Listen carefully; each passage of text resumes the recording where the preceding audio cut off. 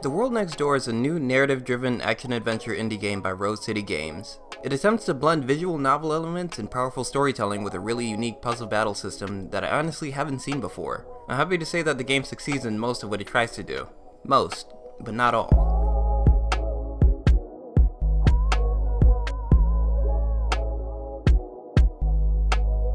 Earth and Emrys are two separate worlds connected by a portal that only opens once a year. The protagonist, June, is chosen to visit the magical world of Emrys for a day. But while exploring a shrine, her and her friends get trapped and don't make it back to the portal in time. They then discover that they must activate all 4 shrines in Emrys to reopen the portal and get June back home. The story of the game is entertaining enough. It's linear and follows a set path, but along the way you get to choose your own dialogue and even some story choices. The choices in the end didn't feel like they had enough time to take effect, which in turn made the ending of the game feel very sudden. Almost as if the story was supposed to be a bit longer than it was.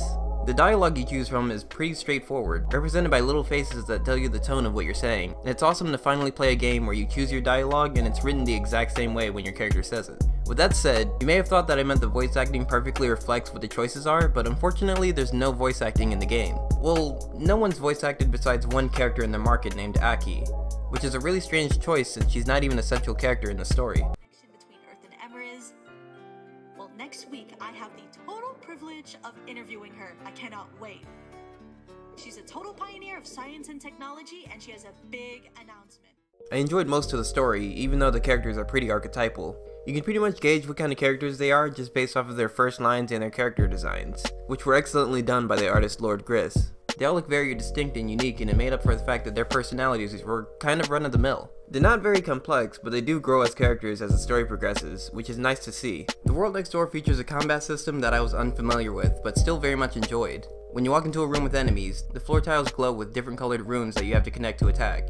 The more you connect together, the stronger the attack is. There are 6 different types of runes and they all have different effects in combat, which adds a really nice level of depth and strategy to how you fight each enemy type. There are also different special attacks that your party members can do if you manage to get their rune pattern. The fact that there was so much thought put into how the runes work and how much space there is to strategize is something I can really appreciate.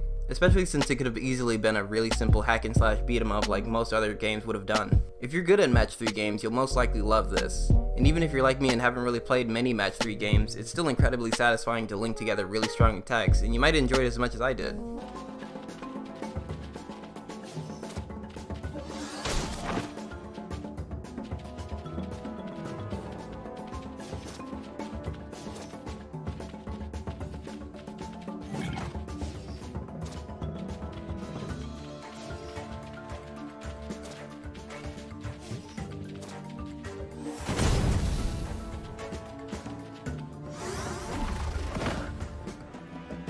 The World Next Door feels like a passion project with more care put into it than a lot of the games on the Steam store page. I experienced a bug with a side quest and later discovered that the devs had patched it out on release, so no one would experience it. Their quick reactions show me that they really care about this game. But the story, while enjoyable, feels like it ends before it's supposed to. It clocks in at about 3 to 4 hours plus side quests, but feels like another couple of hours would have fleshed out all of the plot points. It definitely has replay value since it has so many dialogue choices and since the combat is so fun to experiment with, and for that alone I think it's worth the asking price, even with the very few caveats it has. This game is great and I'd love to see what Rose City could do with a sequel of it, because this universe seems ripe with lore and this game tells me they have the potential to make some truly amazing games.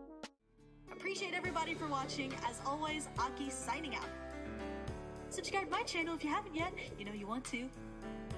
I'll see you all in the next video. Okay, bye!